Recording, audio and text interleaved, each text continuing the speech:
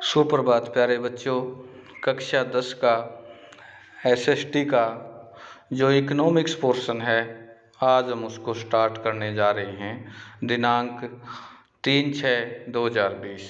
आशा है आप सभी का स्वास्थ्य सही होगा, फिट होंगे आप फिजिकली और रोजाना का काम रूटीन से आप कर रहे होंगे।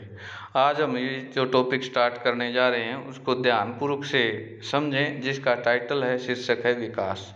थोड़ा सा हमने ये क्लास वर्क में भी किया था, उसी कड़ी को आगे बढ़ाएंगे हम। जिसने वहाँ नहीं किया अभी कर लें। और आशा है आप सभी इसको समझ रहे होंगे और पढ़ रहे होंगे, और साथ के साथ जो आपको होमवर्क दिया जा रहा है वो भी कर रहे होंगे।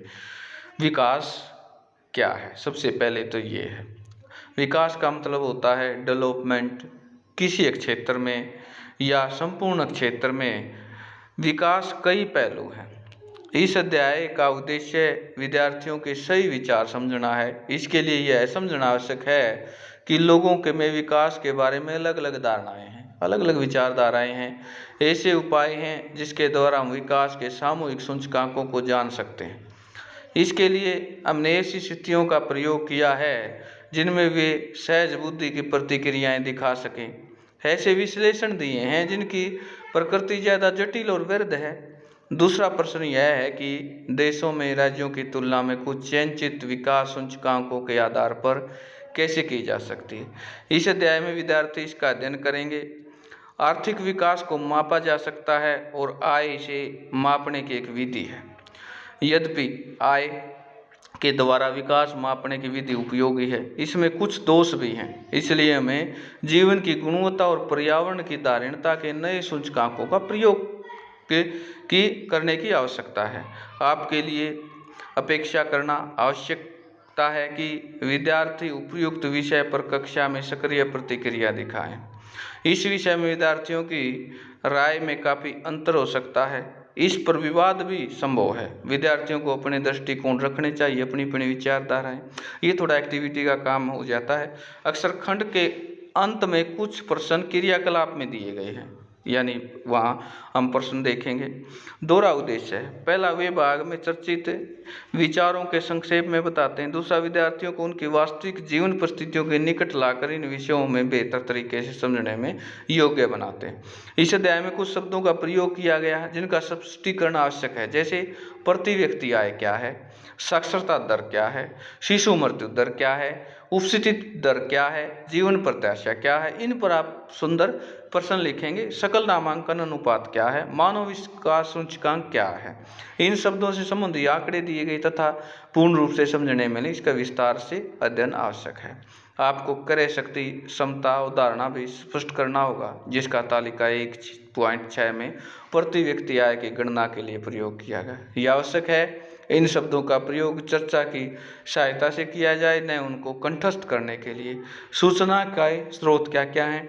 इस अध्याय में आंकड़ों के राष्ट्रीय परिवार स्वास्थ्य सर्वेक्षण, राष्ट्रीय अर्थव्यवस्था सांख्यिकी हैंडबुक, भारत सरकार द्वारा प्रकाशित आर्थिक सर्वेक्षण, संयुक्त राष्ट्र संघ विकास कार्यक्रम, मानव विकास रिपोर्ट, विश्व बैंक द्वारा प्रकाशित रिपोर्टों के लिए दिए गए रिपोर्ट हर वर्ष प्रकाशित किए गए हैं। यदि आपके विद्यालय में पुस्तकालय में ये रिपोर्ट है तो उन्हें देखना अच्छा होगा, अगर नहीं है तो संस्थाओं में वेबसाइट पर जा सकते हैं।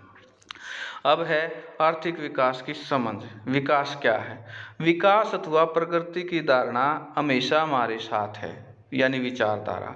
हमारी आकांक्षाएं और इच्छाएं हैं कि हम क्या करना चाहते हैं, अपना जीवन कैसे जीना चाहते हैं। इसी तरह हम यह विचार रखते हैं कि कोई देश कैसा होना चाहिए, हमें किस अनिवार्य वस्तुओं की आवश्यकता है, क्या सभी जीवन से बेहतर हो सकते हैं, लोग मिलजुल कर कैसे रह सकते हैं, क्या और अधिक समानता हो सकती है। विकास इन सभी प्रश्नों पर विचार करने और लक्ष्यों को प्राप्त उपायों से जुड़ा है। यह काम जटिल। इस अध्याय में हम विकास को समझने की प्रक्रिया शुरू करेंगे। आप उच्च कक्षाओं में इन मुद्दों पर अधिक गहराई से सीखेंगे। इसके अतिरिक्त ऐसे बहुत से प्रश्नों के आपको उत्तर शास्त्र में ही नहीं बल्कि इतिहास और राजनीति शास्त्र, क्योंकि ये एक दूसरे से पूरक हैं, पाठ्यक्रम में भी मिलेंगे।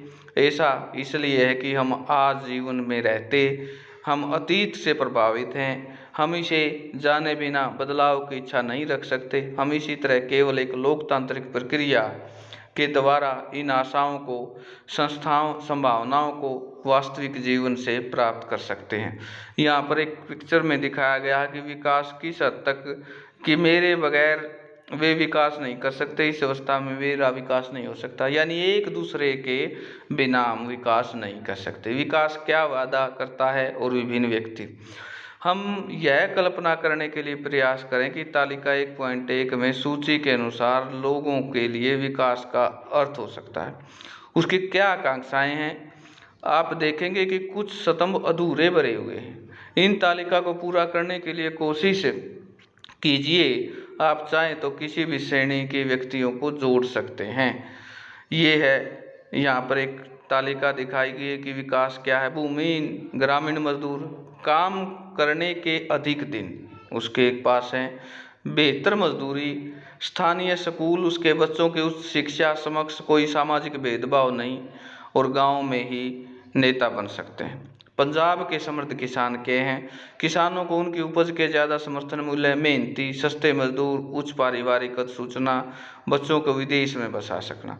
किसान के लिए, खेती के लिए वर्षा पर निर्भर है। बिल्कुल सही है। इस टेबल को हम पूरा कर लेंगे यहाँ से कि वर्षा एक ऐसा किसान का रीढ़ है जो उसको उभारती है। भूमि भूस्वामी ग्रामीण परिवार, इस टेबल को इस प्रकार से आप पूरा कर लें। भरने के लिए इसका निरीक्षण करें और सभी विकास के निरीक्षण करते हुए इन सभी विकास की प्रगति में एक जैसा विचार है, संभवतः नहीं है, अलग अलग चीज़ें पाना चाहता है। ये ऐसी चीज़ें चाहते हैं कि उनके लिए सर्वाधिक महत्वपूर्ण है, अर्थात वे चीज़ें जो उनकी आकांक्षाओं और इच्छाओं को पूरा कर सकें। वास्तव में कई बार दो या दो से अधिक गुट ऐसे होते हैं जो समस्त विरोध कर सकता है। एक लड़की अपने भाई के समक्ष अपनी आज़ादी के अवसर मिलने पर भाई को घर से कामकाज में हाथ बटाएगा। आशा रखती है कि हो सकता है कि भाई को यह पसंद न हो। इसी तरह अधिक बिजली पाने के लिए उद्योगपति ज़्यादा बांध चाहते हैं। यानी अलग अलग लोगों की अलग अलग विचारधाराएं हैं कि उनका विकास कैसे होगा। लोगों के जीवन व्यस्त हो सकता है। जो बेघर हो जाएं, जैसे आदिवासी, इसका विरोध कर सकते हैं और ये हो सकता है कि वे खेतों में सिंचाई के लिए केवल छोटे चकबांध और तालाब पसंद करें। इस तरह से दो बातें साफ है, एक अलग अलग लोगों के विकास लक्ष्य से भिन्न हो सकते हैं, और दूसरा एक से अधिक, एक के लिए जो विकास दूसरे के विकास न हो, यहाँ दूसरे के लिए विनाशकारी भी हो सकता है। तो प्यारे बच्चों, आज के लिए इतना ही करेंगे। हम कल आय और अन्य लक्ष्य के बारे में पढ़ेंगे। आज के लिए जो आपके प्रश्न बनेंगे वो इस प्रकार से बनेंगे कि इसकी भूमिका, इसकी पृष्ठभूमि तैयार करेंगे कि विकास के क्या मायने हैं, और ये जो शब्द बताए थे इनके आप महत्वपूर्ण परिभाषा लिखेंगे कि प्रति व्यक्ति आय क्या है, साक्षरता दर क्या है, शिशु मृत्यु दर क्या है, उपस्थिति दर क्या है, विकास प्रत्याशा क्या है, सकल नामांकन अनुपात क्या है, मानव विकास सूचकांक क्या है। इन शब्दों की महत्वपूर्ण परिभाषाएं आप नोटबुक में लिख लेंगे। आज के लिए इतना ही, बाकी हम कल करेंगे। धन्यवाद।